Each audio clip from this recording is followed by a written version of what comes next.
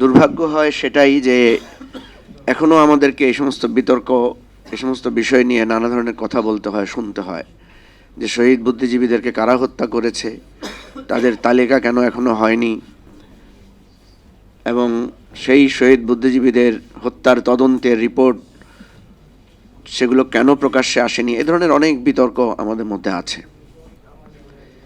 ইতিহাসের কিছু কিছু বিতর্ক আছে যেটাকে জাতীয়ভাবে সমাধান করতে হয়। পৃথিবীর বহু দেশ আছে, আপনারা দেখবেন, যারা এই ধরনের বিষয়গুলোকে একটা জায়গায় এসে একদম সাংবিধানিকভাবে এগুলোকে, এই সমস্ত বিতর্কের অবসান ঘটিয়েছেন।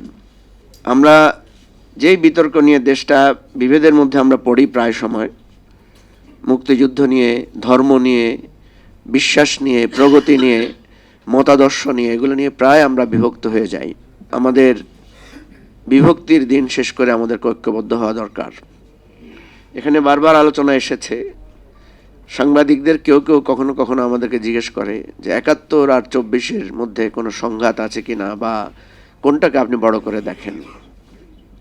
আমরা সবসময় বলি যে ৭১ হচ্ছে আমাদের বাবা,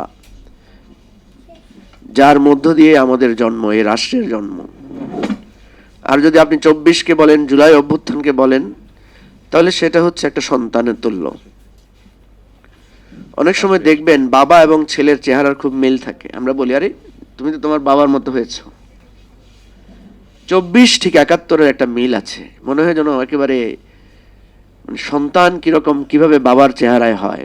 দেখেন, ৭১-ও একটা নির্বাচনকে কেন্দ্র করে, একটা নির্বাচনের ফলাফল বাতিল করা, অধিকার হরণের, বৈষম্যের জায়গা থেকে ৭১-এর সৃষ্টি হয়েছে। ৭১ সৃষ্টির আরেকটি স্পার্ক ছিল গণহত্যা, ২৫শে মার্চের গণহত্যা। ঠিক ২৪-এও আপনি দেখবেন তিনটি নির্বাচন, বিশেষ করে ২৪-এর নির্বাচন আমাদেরকে যেভাবে বঞ্চিত করা হয়েছে, প্রহসন করা হয়েছে, এবং তার প্রেক্ষিতে দীর্ঘ আন্দোলন সংগ্রাম, বঞ্চনা, বৈষম্য, কোটা সংস্কার, নিরাপদ সড়কের আন্দোলনের এই তিল তিল করে সেই ৫২, ৬২, ৬৯-এর মতো তিল তিল করে এসে যেখানে একটা গণহত্যা হয়েছে, সেই গণহত্যার প্রেক্ষিতে একটা গণবিস্ফোরণ, গণ অভ্যুত্থান হয়েছে। সুতরাং ৭১ এবং ২৪ পিতা এবং সন্তানের সম্পর্ক। ৭১ এবং ২৪ একই স্রোতধারায়, একই অঙ্গীকার নিয়ে, একই প্রত্যাশা নিয়ে আবর্তিত হয়েছে।